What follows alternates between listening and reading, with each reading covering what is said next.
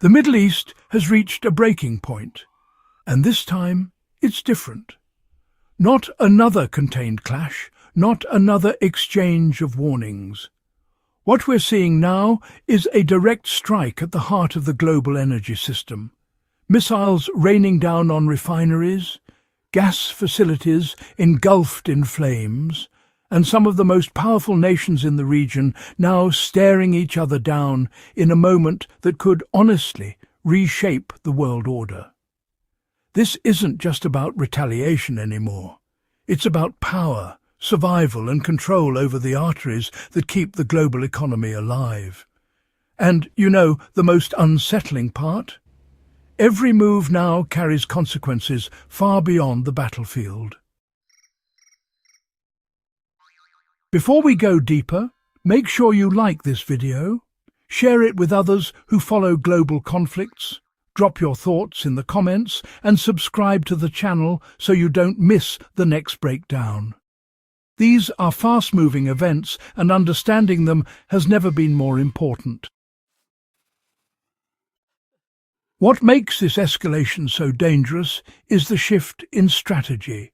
For years, conflicts in this region followed a pattern: indirect strikes, proxy wars, controlled escalation. But targeting energy infrastructure in multiple countries at once crosses a line that had largely been avoided.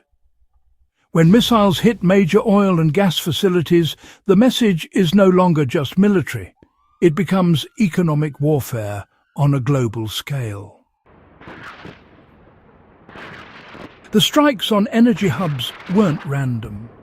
These locations are among the most critical in the world, supplying massive amounts of oil and liquefied natural gas to international markets. Disruptions here don't stay local. They ripple across continents, driving up prices, shaking supply chains, and forcing governments to react. Even a temporary shutdown can trigger panic in global markets.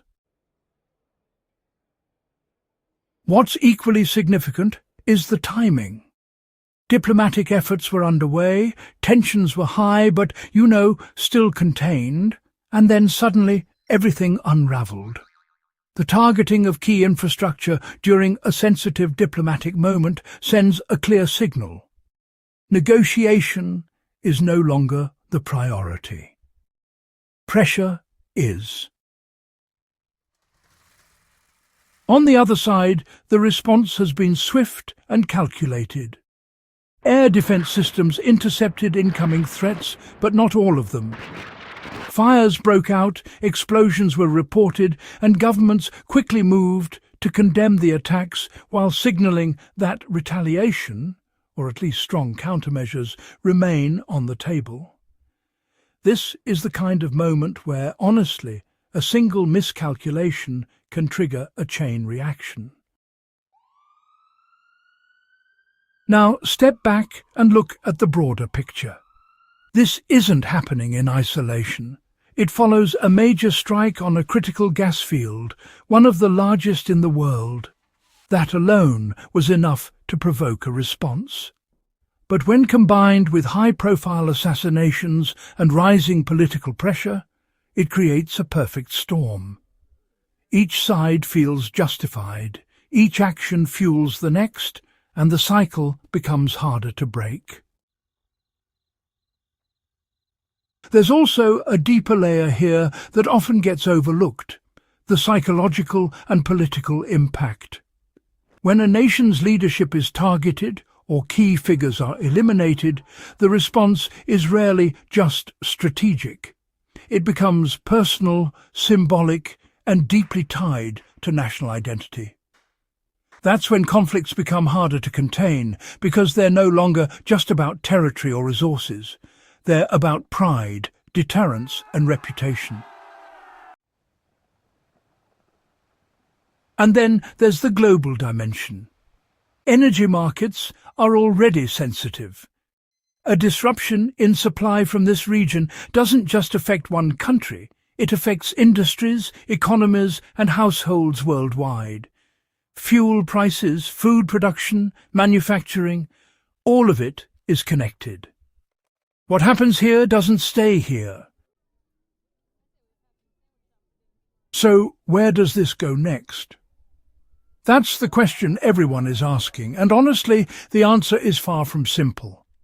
If attacks continue on energy infrastructure, we could see broader international involvement, tighter security around key facilities, and even shifts in global alliances.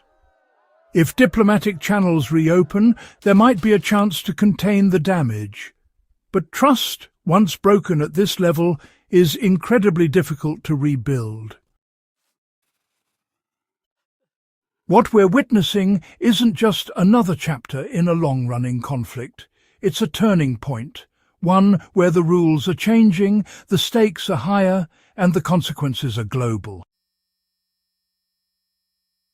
If you found this breakdown valuable, don't forget to subscribe, share this video, and join the conversation in the comments. Stay informed, because the next development could change everything.